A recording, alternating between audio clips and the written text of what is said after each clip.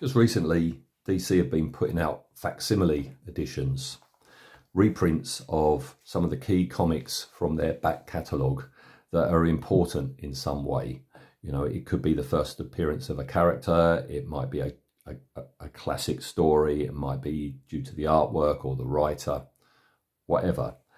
It's a terrific idea, and they've done a number of them, and they go from the Golden Age right up until now. And I've been buying the odd one or two, mainly Golden Age. I mean, the modern ones, I mean, they've even reprinted like Hush and The Dark Knight Returns single copies.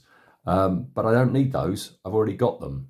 But this is brilliant because it means that for the price of a modern comic, I've got my hands on and can read a comic back from 1942, which normally would have cost me hundreds, well, more than likely thousands to own it. So excellent idea, DC, and long may you continue doing so. I wasn't aware until I went to get this that there's actually variant covers, and this is a foil variant cover, which is very lovely. And looking back on Golden Age stories, I always find them quite charming and quite sweet. The story in themselves, but also the way stories are represented, because, yeah, with the likes of Two-Face, all these years later, we've had so many comics over the decades and decades with him. We've had film, we've had TV, animations, we've had computer games. So it's always interesting to go back and see the very first appearance of a certain character. And with the Golden Age comics, I always find it quite peculiar how understated everything is. A lot of the things that happen in comics, now you would get a huge, great, you know, half a page image of something. Everything would be, you know, trumpeted. I mean, here, if you ignore the quite small Meet Two-Face strapline at the top, there's nothing in this cover which would make you think that's Two-Face, would you? So I'm not going to do the usual flick through, stop, read, then come back, because you'll have seen from the image accompanying this video, there's something else as well as looking at this today. So I thought we'd look through it. I've already read it. So if you're not aware of the origin of Two-Face, here we go.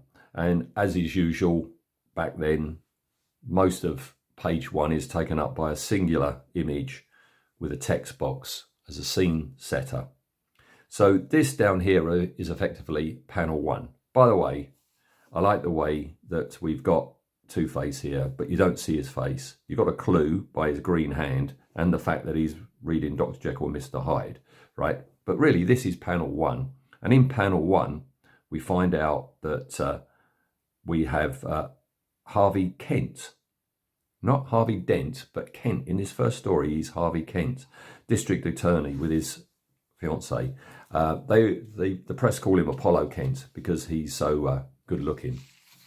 So if that's panel one, it only takes till panel 5 for him to get the acid in the face from Boss Maroney. And yeah, there he goes. He's bandaged up, and exactly 1 month later, the bandages come off. We don't see what he sees, but he says that the left side is scarred and hideous. This is peculiar in that here he's in a brown suit. Here he's in his brown suit, but we don't see the left-hand side. But here we're getting a hint, because when we see him walking down the street, he has the classic Two-Face two-colour outfit on. Now, I don't know if you think with a DA he would have another spare suit, but I don't know if the idea is that the acid discoloured all down the left-hand side. I don't know. But yeah, here we go. The classic reveal of what Harvey now looks like. Yeah, he ain't happy about it. We also find out down here, and this is this was curious for me. The only man who can perform the plastic surgery is Dr. Eckhart. Now, of course, we know the name Eckhart from the Batman 89 film, although he wasn't a European specialist in that film. But they can't use him because he went to visit his brother in Germany, the war started, and he's now in a concentration camp, as Batman says, the Devils. All right, so yeah, he's not happy about it. And in his rage, somehow, he's got Boss Maroni's double-headed silver dollar. I would have thought that was evidence, but he's still got it, and he decides to scar one side. So one face is okay and one is scarred, just like his. And this is a key moment where he says, I'm all alone now, shunned like a shameful thing, a criminal. Wouldn't take much to make me one now. A trick of fate, perhaps, a flip of a coin. And it's like, well, why not? And here we go. This is the origin of Two-Face. Two-Face now decides everything by flipping the coin, as we know. And over the next page, oh, by the way, this is the introduction. And again, it's just there. It just says a weird room where beauty and ugliness sit side by side. But this is the secret sanctum of Two-Face. Yeah, he has his room split down the middle, nice and bad, right here in the very first story. So this whole page is devoted to how sometimes, if it comes up scarred, he murders, he loots, but in others, he pays off mortgages off of strangers, you know, and he's a good guy. So all these pages are Batman and Robin going up against Two-Face and Batman pleading with him about give it up. Do not go down this path of a life of crime. But this, again, makes me smile. He decides here, Harvey Dent decides here, that he's flipped the coin. They're going to rob a place. They're going to rob the double feature movie house as planned. He's already robbed a 2-decker bus and now a 2-feature movie house. Two-Face's crimes, all based on the number 2. Haha, and nobody knows. Nobody. So again, right here, we have that notion. But I love this. This really made me laugh. Stuck to the bottom of the guy who Two-Face has murdered is a piece of paper, which looks like a rough map. And it's the Bijou Theatre, the movie theatre that they're going to rob, where we've got the screen, we've got the booth, stairs to projection booth. And, you know, the ex-projectionist I am, it's like, are we going to see the projection box? Or booth, if you're in America, booth, but box here in the UK. So off they go to the Bijou, which is showing a Max Fleischer Superman cartoon, because of course this is 1942. When suddenly the screen goes blank, everyone starts clapping him. The audience waits, and as they usually do, restless viewers clap their hands to speed the projectionist. I never had that. I had an awful lot of glaring up at me at the porthole, but I've never had people giving me the clap, so to speak. And yet, then this film comes on. Everybody stay in your seat. This is a hold-up. And there is a film of Two-Face saying, my men are going to come amongst you and rob you. Behave yourselves and give the money.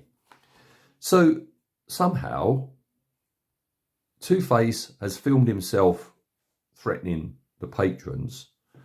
Up in the box, stroke booth, a couple of his cronies know how to take the old film off, the Superman film off, lace up Harvey Dent's film and show it.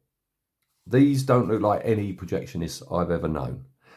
Always makes me smile when you see a projection box. And there's a Batman comic from the 80s, isn't there, where there's a bomb up in the, actually might be in the projector, and Batman runs up there, and it's the same thing.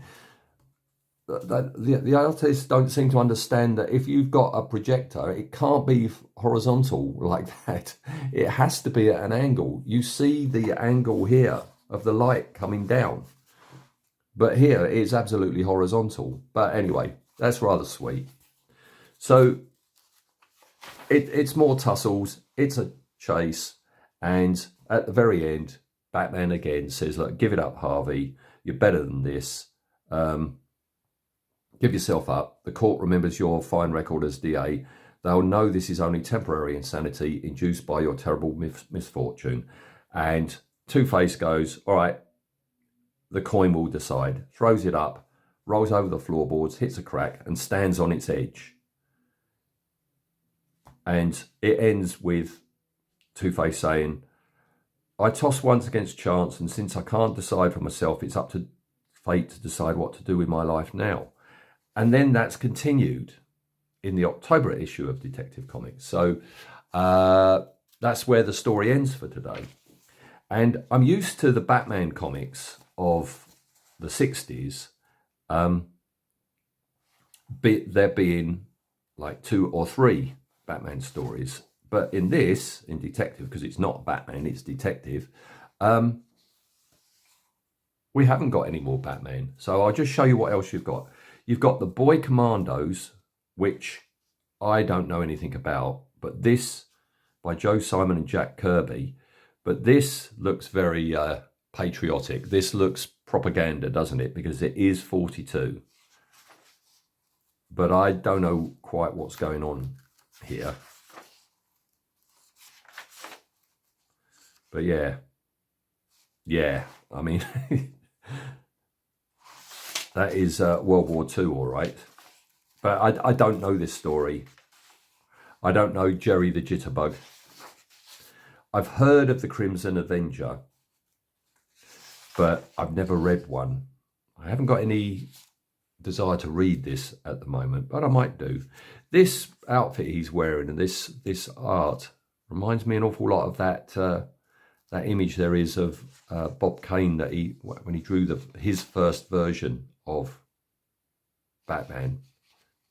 Didn't look an awful lot different to the Crimson Avenger. So there's that. As I say, you've got the adverts from the comic of the time. Spy, looks like Dick Tracy, but I don't know anything about this fella. It's not very long story. Letters page. And then Airwave, who I know nothing about.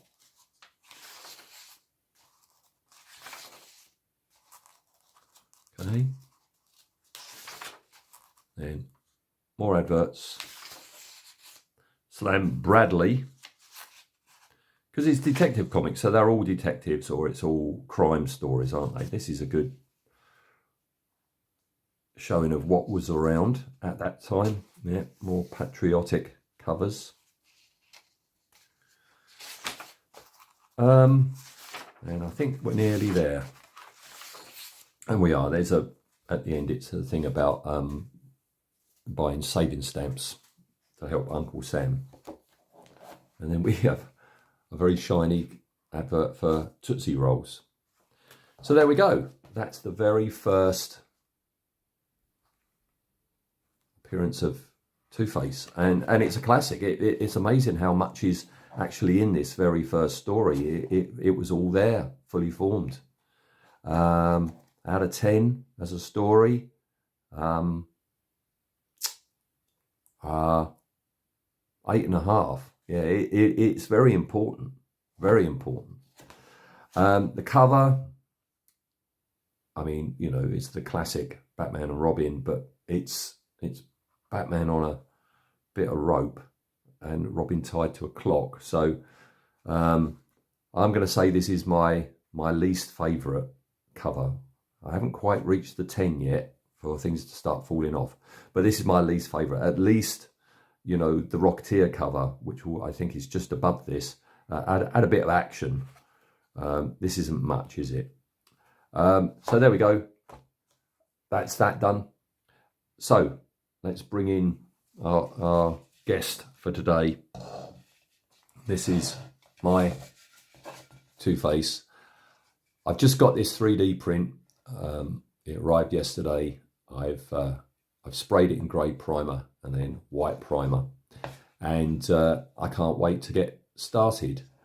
And as I've been waiting for the paint to dry, I've been thinking about what to do with the colour of his scarred side, because of course you've got the green here which was around until what, the early 70s. And then we went over to the purple one, which Tommy Lee Jones went on to have in Batman Forever. But then we've got the boiled flesh one of the Christopher Nolan verse. So what to do? Well, I've decided what I'm going to do is I'm going to stay with the original. Okay, he's going to be green, although very icky. All right, so he's going to be green. And then what I've also decided I'll do as a nod to the original is this is what I'm going to do with his suit. He's going to have brown on one side and purple on the other. So that's what I'm going to do. So I'm going to be charting this paint job over on my Mystery Models channel. But once it's all done, I'll be coming back with this finished. And what I'll do is I'll look at a later Two-Face comic. And at the end of that, bring him back, but fully painted.